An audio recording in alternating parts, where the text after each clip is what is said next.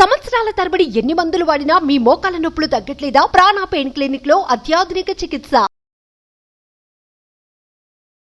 పవిత్ర Jayaram and దాంతోపాటు చందు భార్య interview కనుక మనం చూస్తే ప్రియచౌదరి గారు రాత్రులు 12ంటికి స్టార్ట్ చేస్తే మార్నింగ్ 5 o'clock వరకు తన్నులు తింటూనే ఉండేదాన్ని నేను.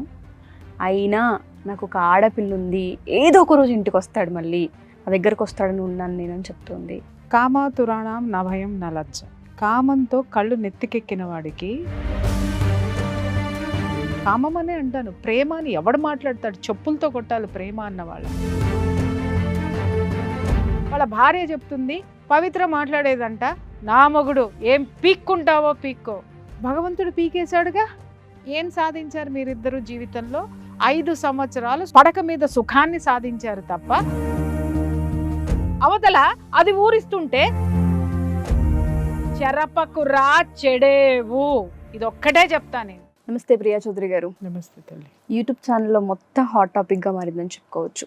పవిత్ర జయరాం అండ్ దాంతోపాటు చందు వీళ్ళ మరణాల వెనుక కనుక మనం చూస్తే, దానికన్నా ముందు హిస్టరీ కనుక మనం చూస్తే, ఆల్రెడీ ఈయనకు పెళ్ళే 2 పిల్లలు, ఆవిడకి పెళ్ళే 2 పిల్లలు. అలా పిల్లలు కూడా పెళ్ళిళ్ళ వయసుకు వచ్చిన పిల్లలని క్లియర్గా కొన్ని వీడియోస్లో మనకు కనిపిస్తుంది. ఆవిడ కార్ యాక్సిడెంట్లో చనిపోవడం, 2 daysకి మళ్ళీ ఈయన చనిపోవడం, ఇన్స్టాగ్రామ్లో ఈయన పోస్టులు ఏవైతే పెట్టారో, పాప 2 daysలో నేను వచ్చేస్తున్నాను, నువ్వు లేకుండా నేను ఉండలేను, జిమ్ కోచ్ కాల్ చేశాడు, నేను జిమ్కి వెళ్ళేసి వస్తానని పెట్టడం, ఇటువంటివన్నీ ఎంత ఆశ్చర్యంగాను షాకింగ్గాను ఉన్నాయంటే అసలు ఏంటి, ఏ విధంగా చూడాలి దీన్ని అని. వాళ్ళ భార్య ఇంటర్వ్యూ కనుక మనం చూస్తే ప్రియచౌదరి గారు, 6 years అయింది, మాకు ఎటువంటి కనెక్షన్ లేదు, ఒకవేళ ఇంటికి వచ్చినా ఫిజికల్గా హరాస్మెంట్, కొట్టడం, రాత్రులు 12ంటికి స్టార్ట్ చేస్తే మార్నింగ్ 5 o'clock వరకు తన్నులు తింటూనే ఉండేదాన్ని నేను. అయినా నాకు ఒక ఆడపిల్ల ఉంది, ఏదో ఒక రోజు ఇంటికి వస్తాడు, మళ్ళీ నా దగ్గరకు వస్తాడని ఉన్నాను నేను అని చెప్తుంది. పూర్తి వివరాలు ఏంటి? చనిపోయిన వాళ్ళ గురించి తప్పు మాట్లాడకూడదు అని మాట్లాడతారమ్మా. నేను ఇక్కడ వాళ్ళ గురించి కాదు, జరిగిన సంఘటన గురించి మాట్లాడతాను. కామాతురాణం నా భయం నా లజ్జ. కామంతో కళ్ళు నెత్తికెక్కిన వాడికి సిగ్గు భయము ఏమీ ఉండవు. ఇతని కంటే ఆ అమ్మాయి చాలా పెద్ద వయసు, అవునా? అయినా సరే ఏ దృష్టితో ఈ అబ్బాయిని చూసి ఈ అబ్బాయిని దగ్గరికి తీసింది? నెంబర్ 1. రెండో విషయం ఏంటి అనంటే, ఈ అబ్బాయికి పెళ్ళయి పిల్లలున్నా ఇతను ఆమె నుంచి ఏమి ఆశించి ఆమె దగ్గరికి, తనను నమ్ముకున్నటువంటి ఆ అమ్మాయి దగ్గర నుంచి ఇతను వెళ్ళిపోయాడు. నేను ఒక భార్య ఇంటర్వ్యూ చూశాను నేను. ఆ అమ్మాయి అందరిని ఎదిరించి పెళ్లి చేసుకుంది. 2014లో పెళ్లి చేసుకున్న 2 yearsకు ఏమో ఈ అబ్బాయి ఈ అమ్మాయి తోటి వెళ్ళిపోయాడు. అమ్మాయి కాదు, ఆంటీ. ఇక్కడ వాళ్ళు బ్రతుకున్నారా చనిపోయారా పక్కన పెడతానండి. ఇక్కడ కామం అనేటటువంటి ఒక పదం ఏదైతే ఉందో, కామం అనే అంటాను. ప్రేమ అని ఎవడు మాట్లాడతాడు? చెప్పులతో కొట్టాలి ప్రేమ అన్న వాళ్ళని. ఏంటండి, వయోభేదం ఉండదా? అదే ఆ అమ్మాయికేమో ఆవిడకేమో ఆవిడ వయసు ఏంటి, ఇతని వయసు ఏంటి? సరే వయసులు పక్కన పెడదామండి.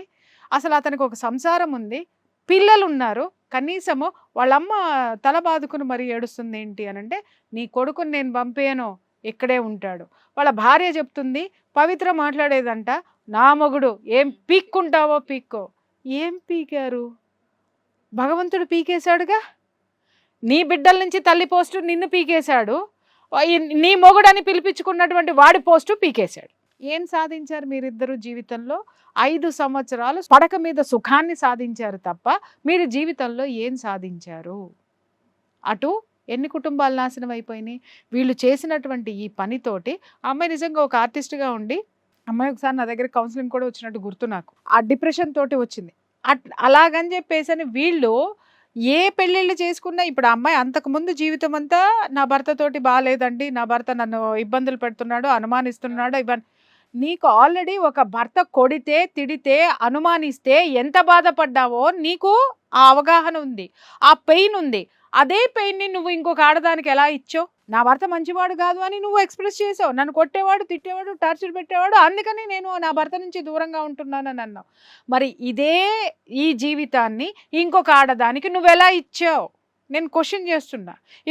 ఇప్పుడు ఉన్నటువంటి నడుస్తున్నటువంటి చరిత్రలు బోల్డ్ మంది జీవితాల్లో ఉన్నాయి ఇవి. చాలా మంది జీవితాల్లో నడుస్తున్న చరిత్ర ఇది.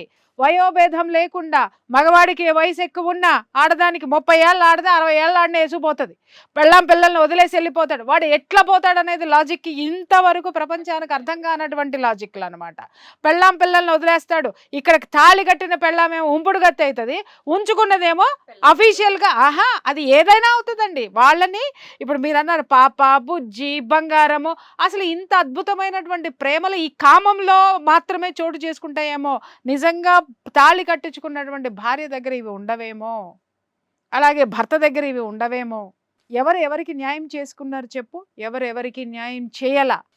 వాళ్ళ పిల్లల దగ్గరికి వెళ్ళి కొడుకునో కూతురునో అడిగితే ఆమె వ్యక్తిగత జీవితము వాళ్ళ ఇష్టం అండి, మా ముందే అలా ఉంటారు అని మాట్లాడాడు అని అంటే అసలు ఏ సంస్కృతితోటి ఏ సంస్కారంతోటి వీళ్ళు పెరిగారు అనేది ఒక క్వశ్చన్ నేను వేయాలని అనుకుంటున్నానండి. వీళ్ళందరూ కలిసి సమాజాన్ని ఏం చేద్దాం అనుకుంటున్నారు? నీ వయసు ఉన్నటువంటి వాడు నీకంటే మహా అయితే ఒక 7-8 ఏళ్ళు వయసు పెద్దవాడై ఉండుంటాడేమో, లేదా ఒక 10 ఏళ్ళు పెద్దవాడై ఉండుంటాడేమో, తమ్ముడు వయసు లేకపోతే పెద్ద కొడుకు వయసు. అటువంటి వ్యక్తితోటి నీ తల్లి సహజీవనం చేస్తుంది అనంటే అది కూడా ఇంకొక కుటుంబాన్ని నాశనం చేస్తుంది అనంటే ఇంకిత జ్ఞానం ఉన్నటువంటి కొడుకుగా ఆవిడ జీవితం ఆవిడిష్టమా? ఎవరి జీవితాలు ఎవరిష్టము? ఎవరి ఇష్టం కొద్దీ ఇంకొక జీవితాన్ని నుంచి ఎలా లాక్కుని వస్తారండి జీవితాల గురించి? ఇవాళ మీరు అందరికీ సమాధానాలు చెప్పుకునేటటువంటి స్థితిలో ఈ రోజు మీరు నిలబడలేదా?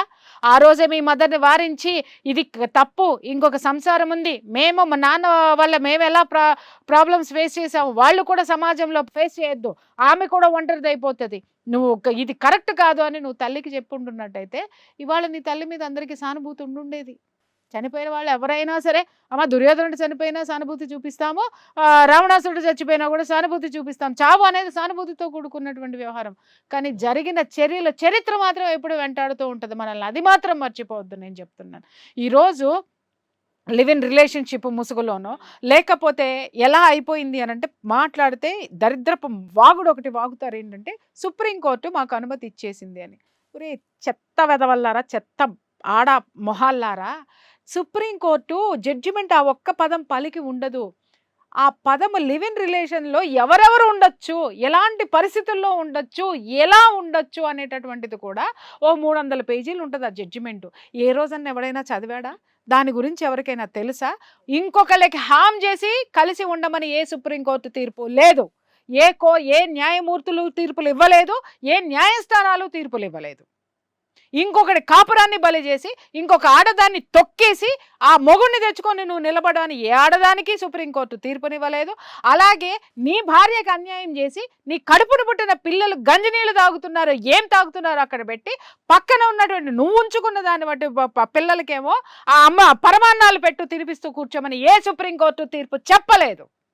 ఈ మధ్య ఇది ఒకటి మాట్లాడుతున్నారు, ఏం పీక్కుంటారో పీక్కోండి, ఏం పీక్కుంటారో పీక్కోండి అని.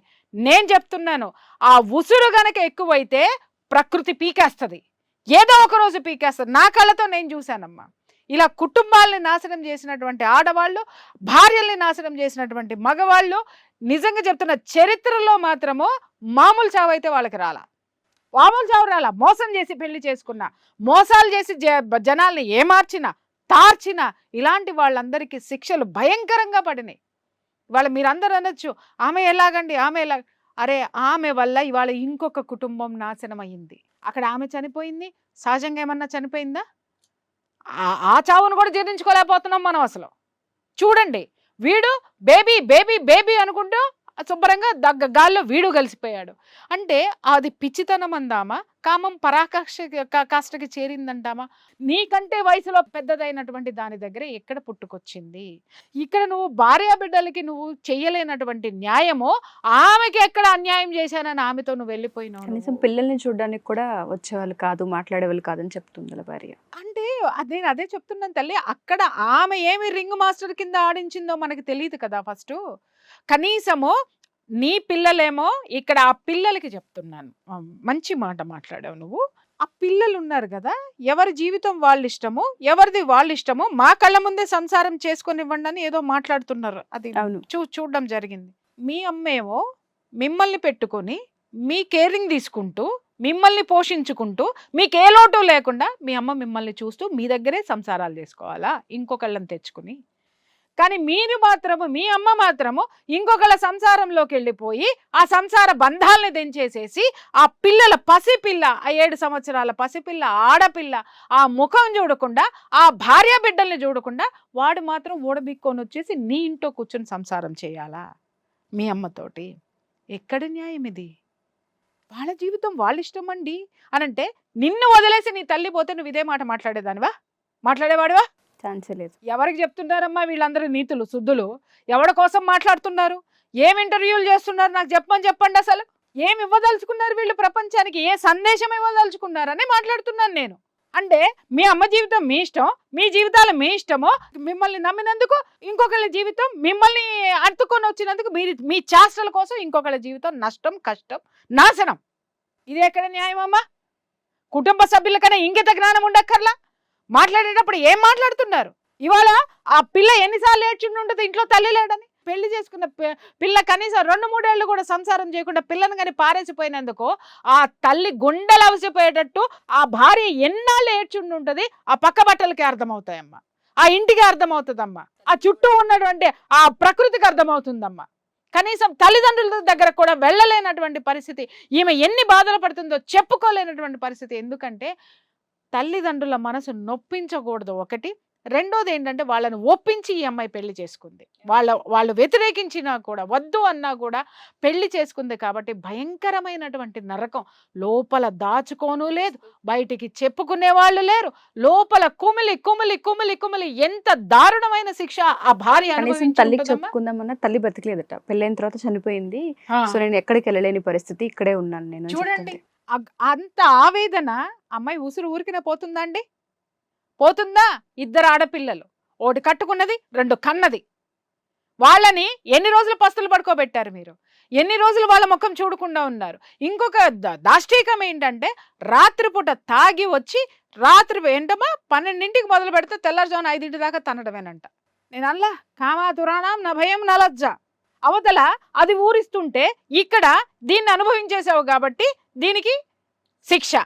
ఎవరు దీన్ని మనం ఎందుకు సమర్థించాలి చెప్పండి? ఏ విషయంలో సమర్థించాలి?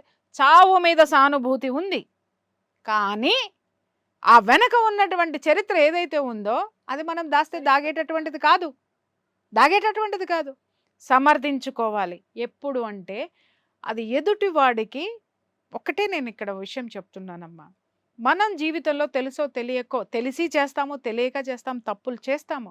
కానీ ఆ తప్పుల ద్వారా ఒక నష్టం జరిగినప్పుడు బేషరతుగా క్షమాపణ చెప్పటం అనేది ఉంటుంది. చూసావా, అది నువ్వు మనిషిగా జన్మనిచ్చినందుకు నీకు వచ్చేది. మేము బ్రతికితే చాలని ఈ కుటుంబం మొత్తం భావించింది. ఎవరెట్లా పోతే మాకెందుకని భావించింది. ఇవాళ ఎవరికి ఎవరు దక్కనటువంటి పరిస్థితి వచ్చింది. మీరు అనాథల్లాగా రోడ్డును పడ్డారు, ఆ తల్లి పిల్ల అనాథల్లాగా రోడ్డును పడ్డారు. ఇంకొక విషయం ఏంటంటే వీళ్ళ లివ్ ఇన్ రిలేషన్షిప్లో ఉన్నప్పుడు ఆ తల్లి పిల్లను వదిలేసి వచ్చిన తర్వాత వీళ్ళు చుట్టూ ఉన్న వాళ్ళు కూడా కనీసం ఒక్క మాట కూడా వీళ్ళకి చెప్పనటువంటి పరిస్థితి. ఈ అమ్మాయి నా దగ్గరకు వచ్చి కేవలం డిప్రెషన్తో ఉన్నానని వచ్చింది, కానీ ఈ రిలేషన్షిప్స్ అన్నీ నాకు తెలియదు. ఎందుకు డిప్రెషన్ ఉందంటే నా భర్త వల్ల నాకు ప్రాబ్లమ్స్ ఉన్నాయి మేడం అని. టేక్ డివోర్స్ అమ్మా. డిప్రెషన్లోకి ఎందుకు వెళ్తారు మీరు? నాకు 2 పిల్లలు ఉన్నారండి మేడం. నాకు ఇప్పుడు ఒక్కొక్కటి తర్వాత అమ్మాయి చూసిన తర్వాత నాకు ఇప్పుడు గుర్తొస్తుంది. అంటే నీ పిల్లలు ఉన్నారు, వాళ్ళ భవిష్యత్తు ఎట్లా అని చెప్పేసి అని నీ భర్త టార్చర్ పెడుతున్నాడని నువ్వు మరి ఇదే సీను నువ్వు ఇంకొక ఆడదానికి రిపీట్ చేసావు కదా. మరి అప్పుడు ఆమె ఉసిరు ఎక్కడికి పోవాలా? ఆమె బాధ ఎవరు తీసుకోవాలా? ఆమెకి ఎవరు సమాధానం చెప్పాలా? వాళ్ళ కుటుంబాన్ని ఆదుకునేటటువంటి వాళ్ళు ఎవరు? ఇంకా ఈ పిల్లలు పైకి వచ్చారు, కనీసం వయసు వచ్చిన మీకే మీ అమ్మతోడు అవసరమో? మిమ్మల్ని మీ అమ్మ పక్కన పెట్టుకుంది, మిమ్మల్ని పారేయమని ఎవరు చెప్పలా? ఇంకొకరిని తెచ్చి ఇంట్లో పెట్టుకున్నా కూడా ప్రపంచం కూడా మిమ్మల్ని పారేయమని మీ అమ్మకి చెప్పలా? వాణ్ణి పెట్టుకొనిచ్చింది, మిమ్మల్ని పెట్టుకొనిచ్చింది. మీరు పెట్టుకున్నదంతా దౌర్భాగ్యాన్ని చూస్తూ ఈ ప్రపంచం భరించింది, కానీ ప్రకృతి భరించలేదమ్మా. మనం తెలుసుకోవాల్సింది ఏంటంటే, మనం అనుకుంటాం ఉషా నా ఇష్టం, నా జీవితం, నేను బ్రతుకుతాను. ప్రతి ఒక్కళ్ళు మాట్లాడేటటువంటి మాట, నా లైఫ్ నా ఇష్టం, నువ్వెవడ్రా అడగడానికి? నిజంగా చెప్తున్నా, నేనేమీ కాను అడగడానికి. నాకు ఏ సంబంధము లేదు అడగడానికి, నాకే అర్హత లేదు అడగడానికి. కానీ ఒకళ్ళకి మాత్రం అర్హత ఉంది, అదే ప్రకృతి. మనం అనుకుంటామో ఇవాళ రేపట్లో ఇలా ఎలా జరిగింది, అయ్యో ఎలా జరిగింది, అయ్యో ఎలా జరిగింది అని అంటామో. ఎవ్వడో చూడట్లేదు కదా అని చెప్పేసని నీ ఇష్టం వచ్చిన హక్కులు, నీ ఇష్టం వచ్చినటువంటి కోర్టు తీర్పుల్ని నీ యొక్క అనుగుణంగా మార్చేసుకుంటూ నీకు ఎలా వస్తే అలా తిప్పేసి ప్రపంచాన్ని నువ్వు ఆడించేసుకున్నాలనుకుంటే, ప్రపంచాన్ని ఆడించేటటువంటి శక్తి ఒకటి ఉంటుంది. ఆ శక్తి చేతిలో ఏదో ఒక రోజు మనం దానికి పనిష్మెంట్ అనుభవించే తీరాలి. దానికి ప్రత్యక్ష సాక్ష్యమే ఈ సంఘటన. చెప్పినట్టుగానే గిల్ట్ అనేది ఒకటి ఉంటుంటుంది, మనస్సాక్షి అనేది ఒకటి ఉంటుంటుంది. ఇవాళ ఇవాళ ఆవిడ ఎవరికీ చనిపోయి లేదు ఉషా, నేను చెప్తున్నాను. మన సాక్షిని చంపేస్తున్నారు. చంపుకుని అనను, చంపుకోవడం వేరు, చంపేయడం వేరు. అర్థమైందమ్మా? చంపుకోవడం అంటే మదన పడడం, చంపేయడం అంటే పీకి పక్కన పడేయడం అన్నమాట. అక్కర్లేదు అది నాకు. మనస్సాక్షి అనేది అది ఉంటే నేను ఎలా బ్రతుకుతాను, నేను ఎలా బ్రతకాలి, నేను బ్రతకాలంటే దాన్ని చంపేయాలి అని ఫస్ట్ దాన్ని మర్డర్ చేసిన తర్వాత ఇవన్నీ చేస్తున్నారు. ఆ తర్వాత మనల్ని ఏం చెయ్యాలి అనేది మన పైన ఒకడు ఉన్నాడుగా, వాడు తేలుస్తాడు కదా లెక్కలు, వాడు రాస్తాడు కదా మన తలరాతలు, వాడు గీస్తాడు కదా గీతలు. ఆ బొమ్మలే ఈరోజు గోడ మీద బొమ్మలై కూర్చుంటున్నాయి. ఇలాంటివన్నీ చెరపకురా చెడేవు, ఇది ఒక్కటే చెప్తా నేను. ఇంకొకళ్ళ కాపురాల్లో దూరి మీ ఇష్టం వచ్చిన వేషాలన్నీ వేసి కాపురాల్ని కూల్చి మొగుళ్ళని వేరు చేసి ఈ విధంగా చేసేటటువంటి ప్రతి ఒక్క ఆడవాళ్ళు, కాపురాలను కూర్చేటటువంటి ఆడవాళ్ళకి నేను చెప్తున్నాను కదా, ఎవరికైనా ఇలాంటి దుర్గతి ప్రతి ఒక్కరికి పట్టాలని లేదు. కానీ ఇంతకంటే నీచమైనది, ఇంతకంటే ఘోరమైనవి, ఇలాంటి ఘోరమైనటువంటి వాటిల్నే మీరు కూడా ఫేస్ చేయాల్సి వస్తుంది. Thank you ma'am. Thank you.